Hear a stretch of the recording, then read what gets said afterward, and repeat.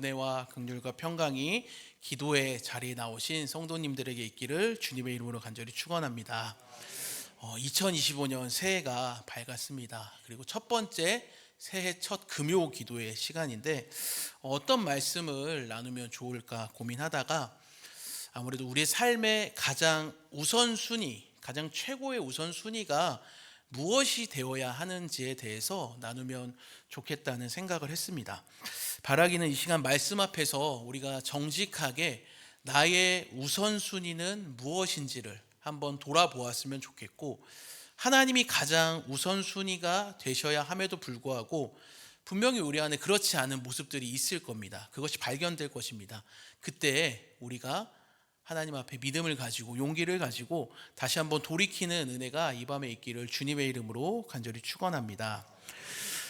오늘 본문이 위치한 이제 마태복음 6장에서 예수님은 두 가지 주제에 대해서 말씀을 하십니다. 그래서 6장이 1절부터 이제 34절까지 있는데 두 가지 주제를 가지고 두 부분으로 나눌 수가 있습니다. 먼저 1절에서 18절까지는 종교적 행위를 할 때 나타나게 되는 기도라든지 금식이라든지 구제를 할 때 나타나게 되는 위선에 대해서 이제 말씀을 하시고요.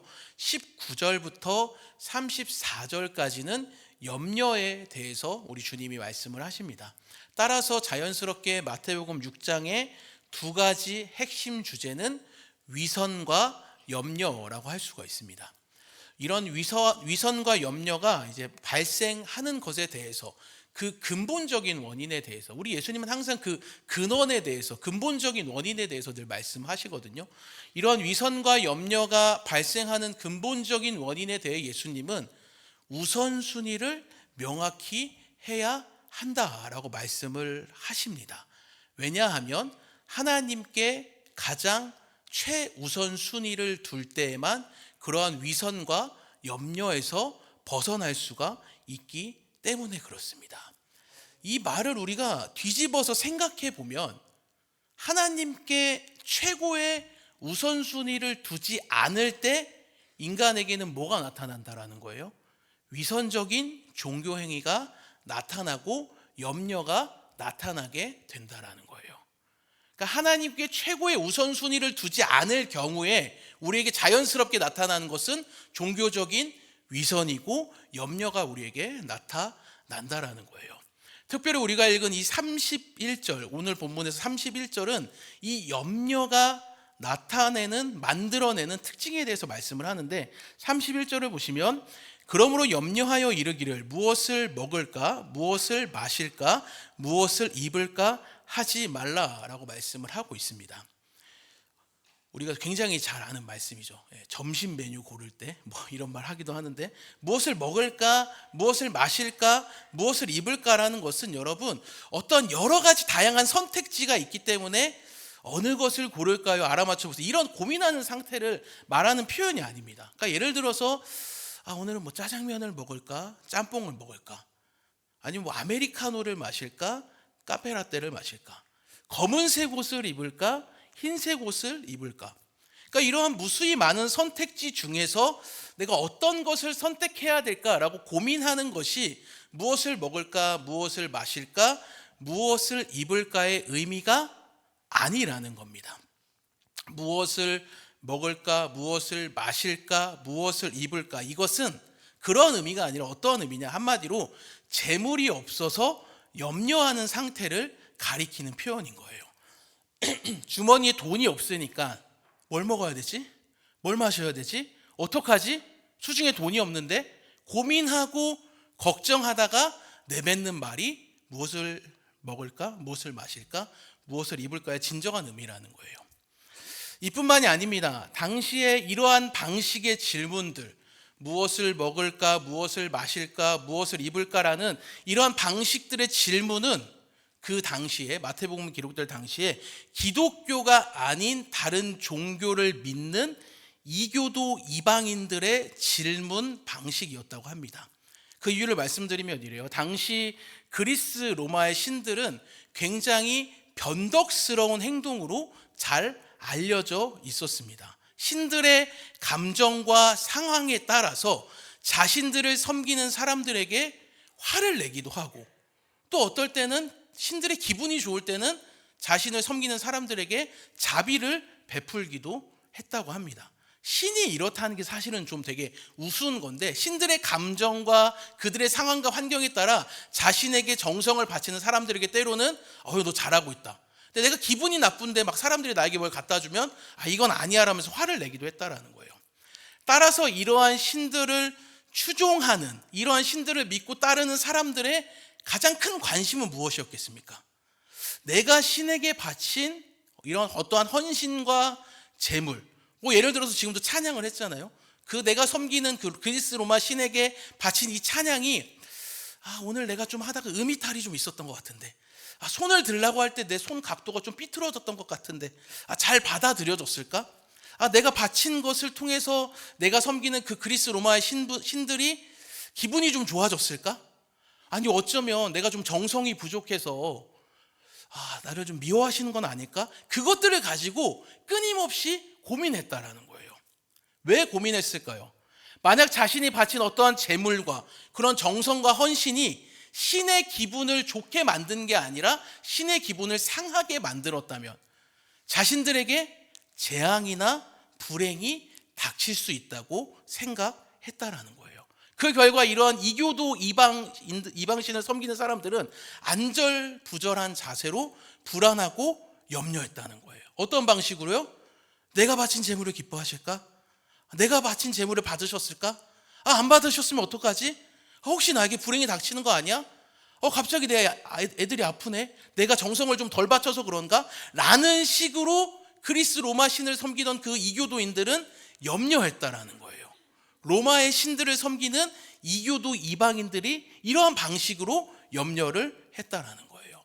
지금 31절에서 주님이 말씀하시는 핵심이 이 부분을 말씀하고 계시는 거예요. 무엇을 먹을까? 뭘 입어야 되지? 뭘 마셔야 되지? 라는 방식으로 질문하면서 염려하는 것은 물론 재물에 대한 염려인 것과 동시에 이교도 이방인들의 사고 방식이라는 거예요. 또한 이방인들이 이처럼 자신의 그 헌신과 재물이 신에게 바쳐졌는지를 끊임없이 염려하는 것은 또 다른 이유가 하나 있습니다. 신과 자신들의 관계가 신뢰의 관계가 아니기 때문에 그렇다라는 거예요. 서로를 신뢰하지 못하는 관계. 신에게 바친 재물이 신의 입장에서 납득이 되면 그 신을 섬기는 사람에게 복을 주는 관계, 그렇지 않으면 벌을 주는 관계, 그저 그냥 주고받는 기브 앤 테이크의 관계 정도에 머물렀기 때문에 그렇다라는 거죠. 이러한 관계의 특징은 명확합니다, 여러분. 두려움에 시달리게 되는 거죠. 공포에 시달리게 되고 자발적이고 적극적인 사랑의 관계를 만들어내지 못합니다. 그래서 우리 주님은 이러한 염려가 발생하는 것은 관계의 문제다라고 말씀을 하시는 거예요. 그게 32절입니다. 우리 32절을 같이 한번 읽겠습니다. 이는 다 이방인들이 구하는 것이라. 아멘. 우리 주님은 이방인들과 같은 기브 앤 테이크의 관계를 원하시는 게 아니라 아버지와 자녀의 관계로 초청하고 계십니다. 하나님은 우리의 모든 필요를 채워주시는 너무나 선하시고 좋으신 하늘 아버지가 되시기 때문에 그렇다라는 거예요. 그래서 우리 하나님은 이 모든 것이 우리에게 있어야 한다는 것을 아신다라고 말씀하는 겁니다. 그렇기 때문에 자연스럽게 신자에게 필요한 자세는 염려가 아니라는 거예요. 우리의 모든 필요를 아시는 하나님을 하늘 아버지로 모시고 그분의 돌보심과 공급하심에 대한 전적인 신뢰를 가져야 한다라는 것입니다. 물론 죄로 인해 연약한 우리는 통장의 잔고가 떨어지는, 재물이 부족한 상태가 되면 자연스럽게 염려가 몰려옵니다. 이교도 이방인들처럼 재물이 없는데 무엇을 먹어야 되지? 재물이 없는데 당장 무엇을 마셔야 되지? 재물이 없는데 당장 무엇을 입어야 되지? 라는 방식으로 안절부절하고 염려하면서 하나님을 이방신, 로마의 신들처럼 취급하게 되는 것이 우리들의 연약함의 결과라는 거예요. 그러면 어떻게 해야 되겠습니까? 끊임없는 염려가 몰려올 때 우리는 그 염려를 몰아내야 하는데, 그것을 몰아내기 위해 취할 수 있는 가장 적극적인 방식이 하나 있는데, 그것은 하나님께 최고의 우선순위를 두는 것이다 라는 거예요. 33절입니다. 그런즉 너희는 먼저 그의 나라와 그의 의를 구하라. 그리하면 이 모든 것을 너희에게 더 하시리라. 아멘. 하늘아버지께서 우리에게 가장 필요한 것이 무엇인지를 아신다는 것을 믿고 신뢰하는 자들에게는 공통되게 나타내는 특징이 있는데, 그것은 바로 하나님의 나라와 하나님의 의를 가장 최우선으로 구한다라는 거예요. 33절에 그런즉 너희는 먼저에서 먼저에 해당하는 단어에는 첫째, 최초, 최고라는 뜻이 담겨 있습니다. 따라서 하나님의 나라와 하나님의 의를 구하는 것이 첫째이고 최초이고 최고다라는 말씀을 지금 하고 있는 거예요. 하나님의 나라와 하나님의 의를 구한다는 것이, 그렇다면 구체적으로 어떤 것을 의미하는 것일까? 하나님의 나라는 마태복음에서 어떤 영토에 해당하는 개념이 아니에요. 부동산이 아니라는 거거든요. 마태복음에 있어서 하나님의 나라라는 것은 하나님이 왕이 되셔서 왕으로서 다스리시는 통치의 개념을 가지고 있습니다. 그러니까 하나님의 나라가 임했다라는 것은 어떤 영토적으로 뭐가 임했다는 게 아니라 하나님의 통치와 그분의 말씀으로 인한 다스림이 거기에 나타나고 이루어졌다라는 뜻을 가지고 있는 거예요. 오늘 우리가 모인 이곳에서 우리가 하나님의 말씀에 순종하기를 기뻐하고, 내 삶의 주인이 내가 아니라 하나님이 되셔서 하나님이 나를 다스리시고 통치하기를 기뻐한다면, 지금 여기는 뭐가 임하는 거예요? 하나님의 나라가 임한다라는 거죠. 또한 하나님의 의란 그런 무엇인가? 하나님이 왕으로서 이렇게 우리를 통치하시고 다스리시면, 하나님이 왕이시니까 우리는 백성이 되는 거죠. 그분의 왕의 백성들이 하나님의 통치로 인해 받게 되는 결과를 뜻하는데, 쉽게 말해서 하나님의 뜻에 순종하는 것을 의미한다라는 거예요. 하나님의 의라는 것이. 따라서 하늘아버지를 진정으로 믿고 신뢰하는 자들은 가장 최우선으로 무엇을 구해야 하는 거예요? 하나님의 나라와 하나님의 의가 이루어지기를. 바꿔 말하자면 하나님께서 왕이 되셔서 내 삶을 다스리시고 통치하시기를 구해야 한다라는 거예요. 뿐만 아니라 나는 왕이신 그 하나님의 통치와 다스림에 순종하기를, 그래서 그 하나님의 뜻이 내 삶에 이루어지기를 가장 최우선으로 구하며 살아가야 한다라는 거예요. 나의 필요를 구하거나 나의 염려가 해소되기를 구하는 것은 그것도 우리가 해야 되는 것이지만 굉장히 사실은 좀 소극적인 자세에 머물 수가 있습니다. 반대로 적극적인 자세로 나아가야 된다라는 거예요. 어떻게요? 하나님의 나라와 하나님의 의를 최우선으로 구하는 것. 그것이 가장 적극적인 자세라는 거예요. 왜냐하면 하나님의 나라와 하나님의 의가 내 삶에 이루어지는 것이야말로 나를 너무나도 사랑하시는 하늘 아버지의 가장 기뻐하시는 뜻이기 때문인 줄을 믿습니다. 사랑하는 여러분, 하나님의 나라와 하나님의 그 의가 내 삶에 이루어지기를 가장 최우선으로 두고 살아가는 2025년 한 해가 되기를 주님의 이름으로 간절히 축원합니다. 우리가 구해야 될 건 너무나 많이 있습니다. 하지만 그 가운데서 하나님의 통치가 내 삶에 임하기를, 그 통치가 내 삶에 임했을 때, 하나님이 말씀으로 나를 다스리고자 하실 때, 하나님 내가 그것을 기뻐합니다, 내가 순종하기를 원합니다 라며 그 하나님의 의가 내 삶에 이루어지는 것을 가장 기뻐하고 최우선으로 삼는 것, 그러한 복과 은혜가 2025년 이곳에서 말씀을 듣고 기도하시는 우리 모든 성도님들의 삶에 있기를 주님의 이름으로 간절히 축원합니다. 사랑하는 여러분, 한 가지 더 생각해 보자면 내가 주님을 진짜 사랑하는지, 우리가 말로는 다 하나님을 사랑한다고 하는데 내가 진정으로 하나님을 사랑하는지, 또한 아버지와 자녀의 관계를 내가 진정으로 누리고 기뻐하기를 원하는지 점검하는 방법이 하나 있습니다. 그것은 명확해요. 방금 얘기했던 것처럼 하나님의 통치와 다스림에 순종하여 하나님의 뜻이 내 삶에 이루어지기를 가장 내가 최우선으로 삼고 있는지를 점검하면 된다라는 거예요. 가장 최우선으로 삼는다라는 걸 다른 표현으로도 바꿀 수 있을 것 같아요. 그것은 바로 기뻐하고 있느냐가 됩니다. 사랑하는 여러분, 하나님의 통치는 언제나 그분의 입에서 나오는 영원하시고 마르지 않으시는 하나님의 말씀으로 이루어지는 줄을 믿습니다. 오늘도 그분의 말씀 앞에 순종하며 살아가기를 기뻐하는 모습이 내 안에 있는지 점검했으면 좋겠어요. 그리고 그냥 기쁨이 아닙니다. 온전한 기쁨, 완전한 기쁨, 이것이 아니면 안 된다라는 그 기쁨이어야 된다라는 거예요. 혹여라도 이러한 기쁨이 우리 안에 없는 것 같다면 오늘 이 밤에 우리가 말씀을 붙잡고 기도하는 것을 통해 그러한 기쁨이 회복되는 은혜가 있기를 주님의 이름으로 간절히 축원합니다.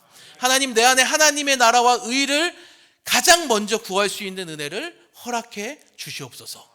하나님의 말씀으로 내 삶이 다스림받고 그 말씀에 순종하는 것이 가장 완전하고 온전한 기쁨이 되게 하여 주시고, 그래서 하나님만을 정말로 사랑하고 그 하나님만을 더욱더 신뢰하며 살아가는 은혜가 나의 삶에 있게 하여 주시옵소서라고 기도하며 부르짖을 때 하나님께서는 반드시 우리의 삶에 그 기쁨을 회복시키시고 회복과 은혜를 허락하여 주실 줄을 믿습니다.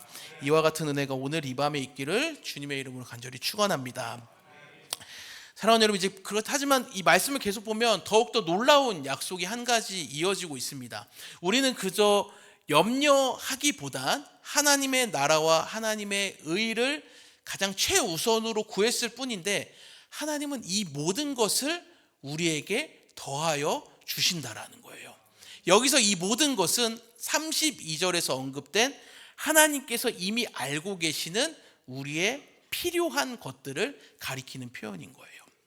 그러니까 왜 우리는 하나님의 나라와 하나님의 의를 가장 최우선으로 구했을 뿐인데 하나님은 너무나 당연하고 자연스럽게 우리의 필요를 공급해 주시냐라는 거예요.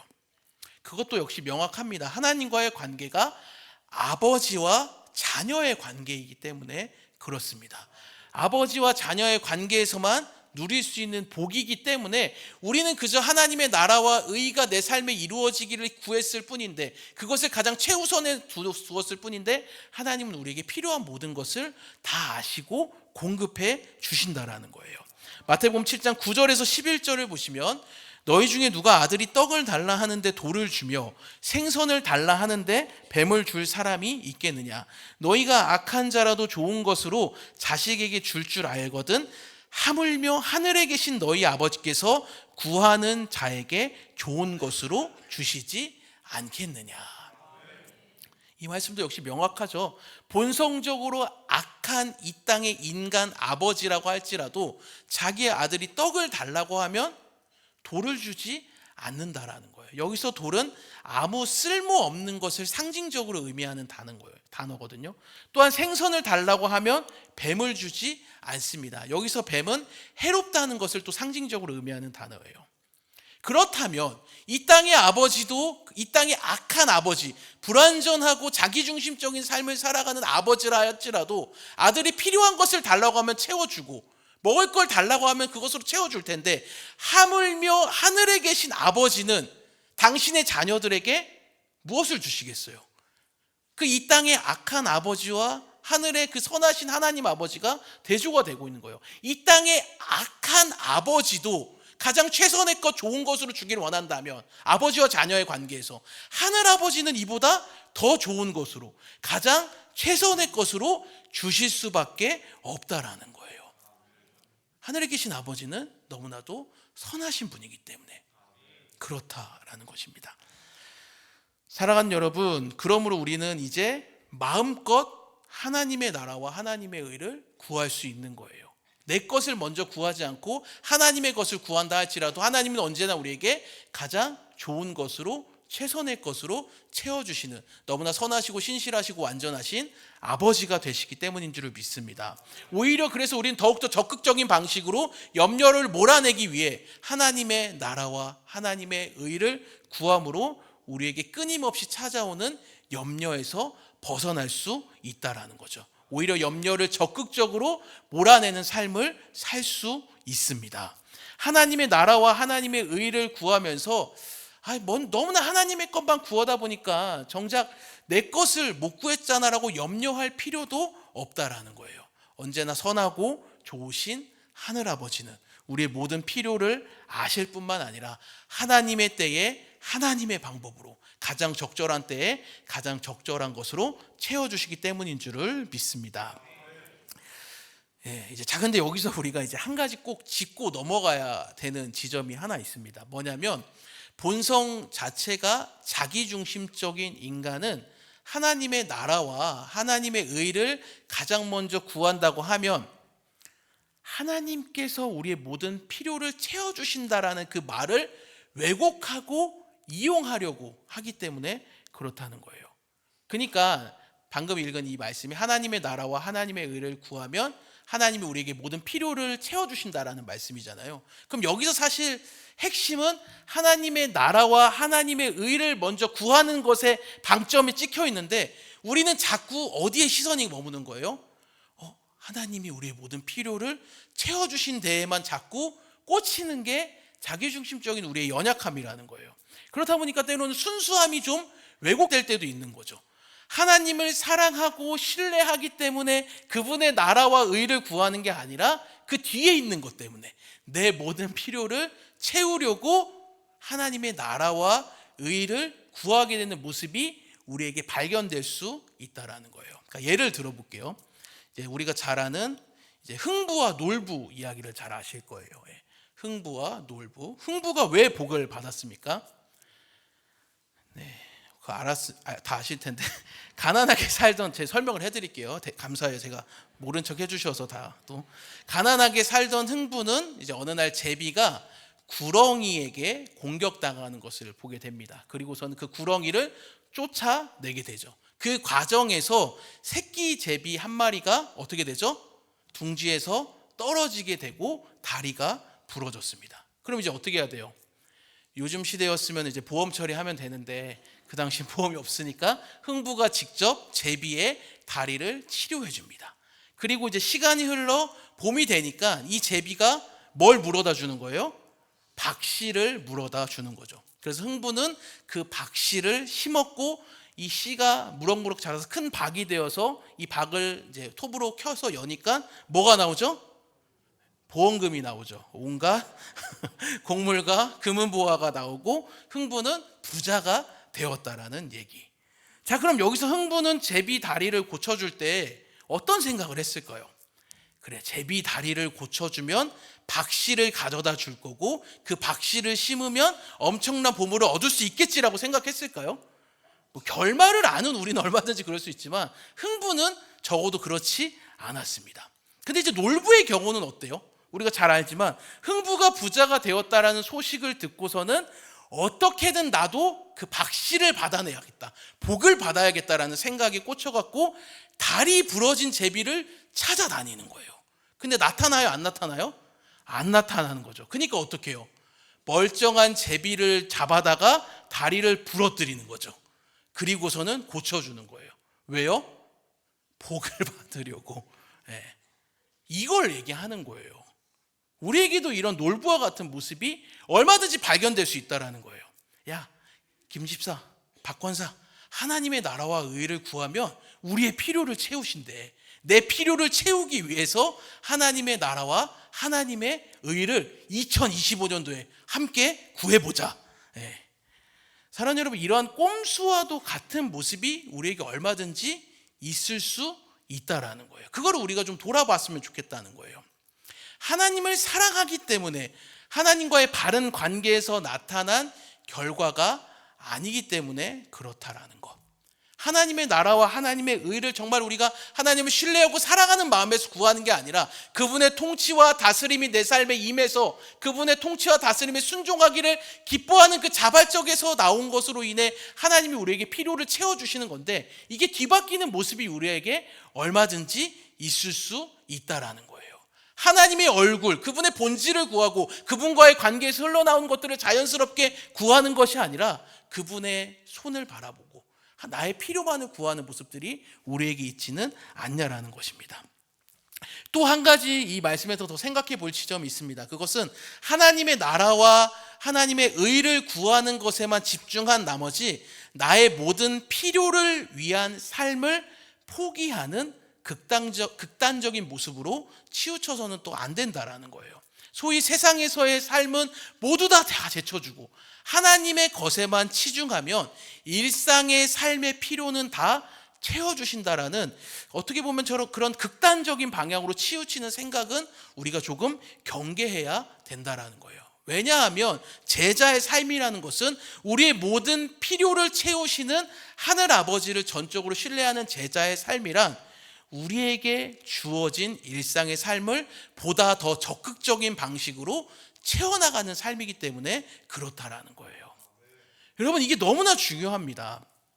여러분, 그렇기 때문에 믿는 사람들은 정말 예수 그리스도만을 따라가고자 하는 제자의 삶은 오히려 이 세상 사람들보다 더 훨씬 열심히 바쁘게 살아가야 되는 거예요.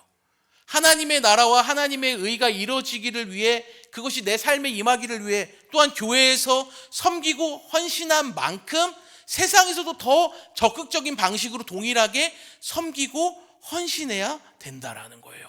왜 그렇습니까? 제자의 삶이란 자신의 필요를 채우기 위해서도 살아야 하지만 동시에 다른 이들의 필요를 채우기 위해 살아가는 빛과 소금과도 같은 존재이기 때문에 그렇다라는 거예요.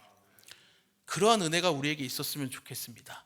사랑하는 여러분, 우리가 그렇게 살아가고자 할 때 아직 주를 알지 못하는 자들은 세상에서 더 적극적인 방식으로 그렇게 은혜를 흘려보내는 방식으로 살아가는 우리의 섬김과 헌신을 통해서 아직 주를 모르는 자들이 주를 알게 되고 주께로 돌아오는 은혜가 있게 될 것이기 때문에 그렇다라는 거예요.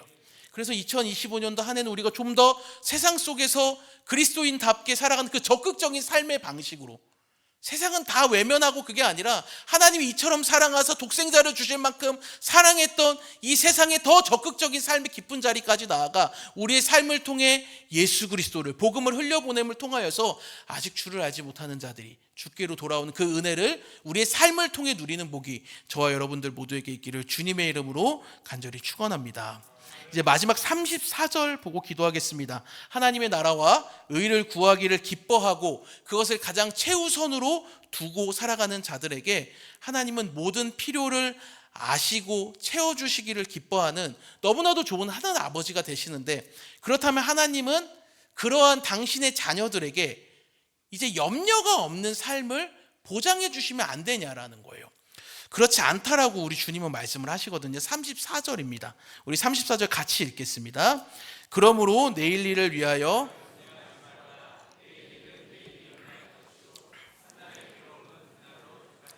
아멘. 이 말씀 너무 유명한데 무엇을 말하고자 하는 걸까요? 한마디로 하나님의 나라와 하나님의 의를 구하는 삶을 산다고 해도 여전히 우리의 삶에는 염려하는 일이 넘치고 또 넘쳐서 생길 수 있다라는 말씀이에요, 여러분. 이거 아멘이 쉽지 않은데 여러분, 염려하지 않으려고 애써도 하나님의 나라와 의를 최우선으로 구하는 그 적극적인 삶을 살려고 한다 할지라도 그리스도인의 삶은 평안과 태평이 있어야 되는데, 그것보단 오히려 여전히 계속해서 끊임없이 신자의 삶에는 염려가 몰려온다라는 거예요. 그래서 주님은 뭐라고 얘기하시는 거예요? 한 달의 괴로움은 그날로 족하다고 말씀하시는 거예요. 직역하면 그날의 괴로움은 그날로 충분하다라고 하는 거예요. 따라서 우리에게 필요한 자세는 뭐겠습니까? 끊임없는 염려로 가득한 세상에서 염려만 하고 염려만 하다 끝나는 게 아니라 그날의 염려는 그날로 충분하다는 것을 기억하며 살아가야 된다라는 거예요. 이것을 위해서 우리에게 필요한 자세는 뭘까요? 예수 그리스도를 진정으로 믿고 따르는 자들, 그의 나라와 그의 의를 가장 최우선으로 구하는 자들에게도, 그러한 신자들의 삶에도 염려가 얼마든지 있을 수 있다라는 것을 충분히 이해하고 받아들이는 자세가 여러분 우리에게 필요하다라는 거예요. 실컷 말씀 보고 기도하면 염려가 없는 인생, 여러분 이 땅에서는 절대 이루어질 수가 없습니다. 이 땅에서 이루어질 수가 없는 거예요. 그러면은 그게 이루어지는 곳은 이 땅이 아닌 거죠. 천국인 거죠. 그러니까 우리에게는 얼마든지 우리가 정말 하나님의 나라와 의를 먼저 구하는, 정말 하나님이 기뻐하시는 그 삶을 산다고 해도 여전히 우리의 삶에는 뭐가 있을 수 있다는 거예요? 염려가 있을 수 있다라는 거예요. 염려가 있다라는 겁니다. 그거를 우리가 충분히 이해하고 받아들일 수 있어야 되는 거예요. 염려가 있다고 해서 내가 하나님 앞에서 뭘 잘못했나라는 그런 소극적인 자세는 아까 맨 처음에 말했던 내가 신의 기분을 나쁘게 해서인가라는 그 이방 이교도인들과 같은 자세이기 때문에 그렇다는 거예요. 사랑하는 여러분, 오늘 우리가 또 이렇게 금요일 귀한 밤에 모여서 찬양하고 말씀 듣고 기도하는 것, 너무나도 하나님의 나라와 의를 구하는 모습인 줄을 믿습니다. 그런데 우리가 이렇게 찬양하고 말씀 듣고 기도했다고 해서 우리에게 더 이상 괴로움과 고통과 손해가 발생하지 않습니까? 그리스도인에게만 고통이 없고 염려가 없는 삶이 주어지는 걸까요? 그런 일이 일어나면 반칙이 되는 거예요. 하나님은 절대 그런 방식으로 일하시지 않습니다. 믿는 자들에게도 정말 하나님 앞에서 최선을 다하고 말씀과 기도와 찬양으로 무장하며 사는 삶을 살고자 하고 그렇게 사는 자들에게도 하나님은 여전히 염려를 허락하신다라는 거예요. 그러나 분명히 기억해야 될 사실이 있습니다. 그것은 뭐예요? 상황과 환경은 여전히 그대로이지만 우리의 삶에는 여전히 끊임없는 염려와 고통과 불안이 찾아오지만 그런 염려와 고통을 능히 견뎌내고 버텨낼 힘을 하나님은 오늘도 신실하게 우리에게 베풀어 주신다라는 거예요. 여러분, 그 지점이 중요한 거예요. 염려가 없는 삶을 꿈꾸는 것은 너무나 그런 거죠. 여전히 염려가 우리에게 있지만 그러한 염려를 그날의 족하도록 끝내고 오히려 그 염려 가운데도 여전히 나와 함께 하시는 예수 그리스도를 하나님을 묵상할 수 있는 힘을 하나님은 오늘도 구하는 자들에게 신실하게 베풀어 주시는 줄을 믿습니다. 그래서 오늘도 우리는 이 자리에 모여서 뭐 하는 거예요? 그 신실하신 하나님께 기도할 수 있는 거예요. 자녀로서 아버지께 구할 수 있다라는 거예요. 기도해야 하고 기도할 수 있다라는 것입니다. 이것을 몸소 가장 잘 보여주신 분이 계십니다. 바로 우리를 위해 이 땅에 오신 예수 그리스도이십니다. 예수님은 이 땅에서 완전한 삶을 사셨습니다. 그분의 시선은 언제나 하나님을 향했고 그분은 언제나 하나님의 나라와 하나님의 의를 구하는 삶을 가장 최우선으로 여기셨을 뿐만 아니라 그것을 가장 큰 기쁨으로 여기셨습니다. 하지만 그러한 주님을 기다리고 있던 게 뭐였어요? 사람들의 끝없는 반대와 공격이었고 끊임없는 염려였고 마침내 우리 구주 예수 그리스도를 기다리고 있던 것은 십자가 처형이었습니다. 하나님의 뜻을 구하고 하나님께로만 시선이 온전히 향했지만 그분을 기다리고 있던 것은 십자가와 저주와 형벌과 고통과 심판이었다는 얘기를 하는 거예요. 그러한 십자가 앞에서 우리 주님이 어떻게 반응하셨습니까? 염려하고 또 염려해도 충분할 만한 그 상황에서 우리 주님은 기도하셨다라는 거예요. 마태복음 26장 38절과 39절입니다. 이에 말씀하시되 내 마음이 매우 고민하여 죽게 되었으니 너희는 여기 머물러 나와 함께 깨어 있으라 하시고 조금 나아가사 얼굴을 땅에 대시고 엎드려 기도하여 이르시되 내 아버지여 만일 할만하시거든 이 잔을 내게서 지나가게 하옵소서. 그러나 나의 원대로 마시옵고 아버지의 원대로 하옵소서 하시고. 아멘. 사랑하는 여러분, 기도는 염려에서 십자가를 지는 자리까지 나아갈 수 있는 충분한 믿음과 소망과 사랑을 주는 줄을 믿습니다. 이 잔을 내게서 지나가게 해달라는 우리 구주 예수 그리스도의 기도가 십자가를 져야 한다라는 아버지의 뜻대로 하옵소서라는 자리까지 나아가게 해준 것, 그것이 바로 기도라는 거예요. 그래서 기도가 너무나도 중요한 거예요.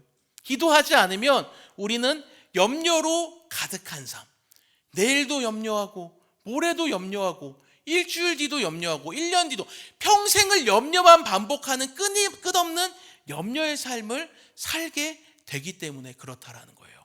그러나 사랑하는 여러분, 반드시 기억하셨으면 좋겠습니다. 기도하면 하나님 앞에 부르짖으면 그 끝없는 염려가 하나님을 향한 끝없는 신뢰와 믿음으로 바뀌게 되는 줄을 믿습니다. 나의 원대로 마옵시고 아버지의 원대로 하옵소서라는 믿음의 고백이 우리에게도 동일하게 터져나오는 역사가 오늘 이 밤에 일어날 줄을 믿습니다. 그래서 마침내 그 하나님이 진정으로 기뻐하시는 뜻, 온 인류를 구원하는 십자가를 지는 자리로 나아갈 힘과 용기와 믿음과 소망과 사랑을 우리에게 주어지게 할 줄을 믿습니다. 사랑하는 여러분, 그러므로 결국 오늘 말씀의 결론은 또 무엇입니까? 십자가를 지고 나를 부인하는 삶을 살아야 한다는 거예요. 그런데 그것을 가능하게 하는 것은 우리의 어떤 힘과 종교적인 열심과 의무가 아닙니다. 그것을 가능하게 하는 것은 언제나 기도이고, 그 기도는 결국 하나님이 나의 아버지가 되시기에, 너무나도 좋은 하늘 아버지가 되시기 때문에 그 하나님 아버지는 오늘도 나의 기도를 들으시고 나의 삶에 필요한 것들을 공급하신다는 신뢰의 자리까지 우리를 인도하여 주실 줄을 믿습니다. 그래서 결국 우리는 하나님의 나라와 의를 구하는 것을 가장 최우선으로 삼고 기뻐하는 삶을 살아가게 될 줄을 믿습니다. 사랑하는 여러분, 2025년 새해에도 이러한 은혜가 우리에게 있기를 주님의 이름으로 간절히 축원합니다. 결론입니다. 하나님은 너무나 좋으신 하늘 아버지가 되시기 때문에 우리의 모든 필요를 채워 주십니다. 그러므로 우리는 그분의 자녀에 합당한 삶, 하나님을 아버지로 온전히 신뢰하는 삶을 살아야 합니다. 구체적으로는 하나님의 말씀을 통한 통치가 내 삶에 이루어지기를 기뻐하고 그것의 기쁨으로 순종하는 삶을 살아가는 것, 이것이 하나님의 나라와 하나님의 의를 구하는 것이 가장 최고의 우선순위가 되는 삶을 살아가는 신자의 모습인 줄을 믿습니다. 그리고 이제 우리는 여기서 한 걸음 더 나아가야 됩니다. 그것은 무엇입니까? 하나님이 우리에게 가장 좋은 것을 주시는 분이심을 믿기 때문에 그것을 온전히 신뢰한다라는 믿음을 가지고 십자가를 지고 그분을 전적으로 믿고 신뢰하는 자리까지 나아갈 수 있다라는 거예요. 염려에 머무는 삶이 아니라 십자가를 기꺼이 지고 염려로 가득 찬 나를 부인하는 삶으로 가게 된다라는 것입니다. 우리 주님께서 하나님 아버지를 신뢰함으로 십자가를 지는 자리까지 나아가셨던 것처럼 말입니다. 그러나 사랑하는 여러분, 반드시 기억하셨으면 좋겠습니다. 십자가를 지고 나를 부인하는 것은, 십자가를 진다라는 것은 결국에는 죽음이고 저주고 형벌이고 심판이지만 언제나 우리는 그 결말을 잘 알고 있잖아요. 우리 주님은 십자가로 끝난 것이 아니라 부활의 찬란한 영광과 기쁨을 만들어내신 줄을 믿습니다. 2025년 더욱 어렵다고 합니다.